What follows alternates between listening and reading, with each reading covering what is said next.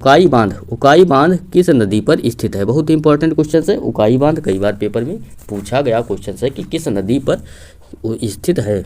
Option दिया गया है Mahi, option B Narmada, option C कर्ज, ऑप्शन डी तापी। तो सही उत्तर होगा इसमें ऑप्शन नंबर डी, तापी नदी पर स्थित है उकाई बांध। उकाई बांध उकाई नदी पर स्थित है, जो गुजरात के तापी जिले से होकर बहने वाले तापी नदी की सहायक नदी है। यह बांध वर्ष 1972 में बनकर तैयार हुआ था। बांध की लंबाई 4,962 मीटर है और इसका जल ग्रहण क्षेत्र लगभग 62,000 वर्ग किलोमीटर है। इस बांध को बल्लभ सागर के नाम से भी जाना जाता है। यह सिंचाई, बाढ़ नियंत्रण और बिजली उत्पादन के लिए उपयोग किया जाता है। तो इस बांध का अगर दूसरा नाम भी पूछें तो बल्लभ सागर के नाम से भी जाना जाता है। अगला प्रश्न, निम्नलिखित में से किसकी मात्रा लेटेराइट मृदा से अधिक पाई जाती है? तो निम्नलिखित में से किसकी मात्रा लेटेराइट मृदा से अधिक पाई जाती है? Option A calcium, option B कार्बनिक पदार्थ, option C potash, option D nitrogen. तो सही उत्तर होगा इसमें ऑप्शन नंबर सी, पोटास इसका सही उत्तर होगा। लेटेराइट मृदा, इन मृदाओं में कार्बनिक पदार्थ नाइट्रोजन, फास्फेट और कैल्शियम की कमी होती है, जबकि लौह ऑक्साइड और पोटास की अधिकता होती है। ये मृदा पहाड़ियों की चोटियों और ऊपरी इलाकों में विकसित होती हैं। भारत में ये ज़्यादातर केरल, कर्नाटक, तमिलनाडु, महाराष्ट्र, छत्तीसगढ़ और उड़ीसा और असम के पहाड़ी इलाकों में पाई जाती है। ज़्यादातर भारत के किस राज्य में पाई जाती हैं? तो केरल, कर्नाटक, तमिलनाडु, महाराष्ट्र, छत्तीसगढ़, उड़ीसा और असम की पहाड़ी इलाकों में पाई जाती है कौन सी? लेटेराइट मृदा। और जो लोग वीडियो को लाइक नहीं किए तो लाइक कर लें, चैनल को सब्सक्राइब नहीं किया सब्सक्राइब कर लें, बेल आइकन भी क्लिक कर लें, जिससे आने वाले वीडियो आपको आसानी से मिलते रहें।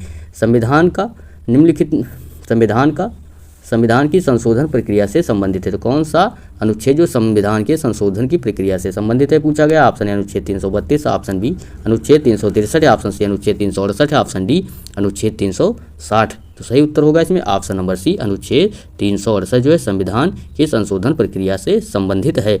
अनुच्छेद 368 भारत के संविधान के संशोधन करने में देश के मौलिक या अंतिम कानून बदलाव करना शामिल है। भारतीय संविधान का भाग 20 अनुच्छेद 368 संविधान के संशोधन प्रक्रिया को निर्दिष्ट करता है। यह प्रक्रिया भारत के पवित्रता के संविधान की रक्षा करती है और भारत की मनमानी शक्ति की संसद को रोकती है। 1971 और 1976 में क्रमशः पारित 24वें और 42वें संशोधनों ने अनुच्छेद 368 में संशोधन किया है। अगला क्वेश्चन, भारतीय परिषद अधिनियम 1909 को के रूप में जाना जाता है। तो किस रूप में जाना जाता है? ऑप्शन ए मॉन्टेग्यू चेम्सफोर्ड सुधार, ऑप्शन बी मिंटो मार्ले सुधार, ऑप्शन सी कैबिनेट मिशन योजना, ऑप्शन डी क्रिप्स मिशन योजना। तो सही उत्तर होगा इसमें option number B, Minto Morley सुधार के रूप में जाना जाता है। भारतीय परिषद अधिनियम को मिंटो मार्ले सुधार के रूप में जाना जाता है। भारतीय परिषद अधिनियम 1909 जिसे आमतौर पर मार्ले मिंटो या मिंटो मार्ले सुधार के नाम से जाना जाता है, यूनाइटेड किंगडम की संसद का एक अधिनियम था जो ब्रिटिश भारत के शासन में भारतीयों की भागीदारी में सीमित वृद्धि लाता है। तो सही उत्तर उसका क्या होगा? Option number B. अगला प्रश्न, दांडी यात्रा लगभग कितने अनुयायियों के साथ शुरू हुई थी? तो दांडी यात्रा लगभग कितने अनुयायियों के साथ शुरू हुई थी? Option A 70, option B 80, option C 50, option D 60। तो सही उत्तर इसका क्या होगा? सही उत्तर ऑप्शन नंबर बी 80 अनुयायियों के साथ शुरू हुई थी दांडी यात्रा। आपको याद रखना है और कॉपी में नोट भी करते रहना है। दांडी मार्च 1930 में अहमदाबाद के साबरमती आश्रम से दांडी तक गांधी के नेतृत्व में आयोजित किया गया था। इसे नमक सत्याग्रह या सविनय अवज्ञा आंदोलन के रूप में जाना जाता है। सविनय अवज्ञा आंदोलन की शुरुआत के दौरान लॉर्ड इरविन वायसराय थे। सरोजिनी नायडू उन नेताओं में शामिल थी जो दांडी मार्च के दौरान महात्मा गांधी के साथ थी। तो सही उत्तर उसका क्या होगा? Option number B 80। अगला प्रश्न, भारतीय राष्ट्रीय कांग्रेस के हरिपुरा अधिवेशन की अध्यक्षता किसके द्वारा की गई थी? बहुत ही इंपॉर्टेंट क्वेश्चन है और कई बार पेपर में पूछा गया क्वेश्चन है।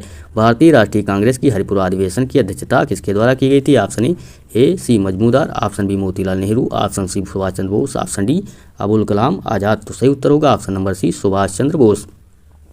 वर्ष 1938 में आयोजित भारतीय राष्ट्रीय कांग्रेस के हरिपुरा सत्र में की अध्यक्षता सुभाष चंद्र बोस ने की थी। यह इंडियन नेशनल कांग्रेस का 91वां सत्र था। सत्र में एक प्रस्ताव पारित किया गया जिसके अनुसार ब्रिटिशों को स्वतंत्रता की मांग करने के लिए 6 महीने का एक अल्टीमेटम दिया गया था, जिसे विफल करते हुए कांग्रेस ने उन्हें एक अखिल भारतीय संघर्ष शुरू करके भारत से बाहर कर दिया। निम्नलिखित हड़प्पाकालीन नगरों में से गुजरात में कौन स्थित है? निम्नलिखित हड़प्पाकालीन नगरों में से गुजरात में कौन स्थित है? ऑप्शन ए धोलावीरा और मेहरगढ़, ऑप्शन बी कोल दीवा और राखी गढ़ी, ऑप्शन सी लोथल और कोल दीवा, ऑप्शन डी धौलीवीरा और लोथल। तो सही उत्तर इसका क्या होगा? सही उत्तर जब इस सभी लोग बताइए इसका क्या होगा? सही उत्तर ऑप्शन नंबर डी धौलावीरा और लोथल जो है गुजरात में स्थित है। सही उत्तर ऑप्शन नंबर डी होगा। इसके महत्वपूर्ण बिंदु देखते हैं। हड़प्पा सभ्यता लगभग 4700 साल पहले समृद्ध हुई थी। हड़प्पा सभ्यता लगभग 4700 साल पहले क्या हुई थी? समृद्ध हुई थी। हड़प्पा सभ्यता के शहर मुख्य रूप से सिंधु नदी की घाटी में फले फूले और भारतीय उपमहाद्वीप के शुरुआती शहर हैं। ये शहर पाकिस्तान में पंजाब और सिंध और भारत में गुजरात, राजस्थान, हरियाणा और पंजाब में स्थित हैं। तो ये शहर कहाँ कहाँ? पाकिस्तान में, पंजाब और सिंध और भारत में गुजरात, राजस्थान और हरियाणा और पंजाब में स्थित हैं। हड़प्पा के शहर धौलावीरा और लोथल कहाँ स्थित हैं? तो गुजरात में स्थित हैं, आपको बताया जा चुका है। तो सही उत्तर ऑप्शन नंबर डी धौलावीरा और लोथल होगा। अगला प्रश्न दिया गया है, महावीर जैन ने किस भाषा में अपना प्रवचन दिया था? बहुत ही इंपॉर्टेंट क्वेश्चन है और पिछली परीक्षाओं में पूछे जा चुके हैं। यूपी SSC द्वारा पिछली परीक्षाओं में पूछे गए सभी क्वेश्चन हैं। तो सभी लोग वीडियो को लाइक एंड चैनल को सब्सक्राइब कर लें, बेल आइकन भी क्लिक कर लें, जिससे आने वाले वीडियो आपको मिलते रहे। और कॉपी में नोट भी करते रहना है। ऑप्शन दिया गया है Pali, option B Magadhi, option C Shauraseni, option D Ardhamagadhi. तो सही उत्तर होगा इसका option number D Ardhamagadhi. Mahavir Jain ने किस भाषा में अपना प्रवचन दिया था? तो ऑप्शन नंबर डी अर्धमागधी भाषा में अपना प्रवचन दिया था, आपको याद रखना है। जैनियों के अंतिम और 24वें तीर्थंकर वर्धमान महावीर ने लगभग 2500 साल पहले अपना संदेश दिया था। वह लिच्छवियों एक समूह जो वज्जी संघ का हिस्सा था के क्षत्रिय राजकुमार थे। 30 वर्ष की आयु में वह घर छोड़कर जंगल में रहने चले गए। तो 30 वर्ष की आयु में उन्होंने घर छोड़ा था और जंगल में रहने चले गए थे। 12 वर्षों तक उन्होंने एक कठिन एवं एकाकी जीवन व्यतीत किया। उसके पश्चात उन्हें ज्ञान की प्राप्ति हुई। तो वर्धमान महावीर को 12 वर्षों के बाद ज्ञान की प्राप्ति हुई थी। आपसे पूछा जाए कि वर्धमान महावीर को ज्ञान की प्राप्ति कितने वर्षों के बाद हुई थी? 12 वर्षों के बाद, आपको याद रखना है।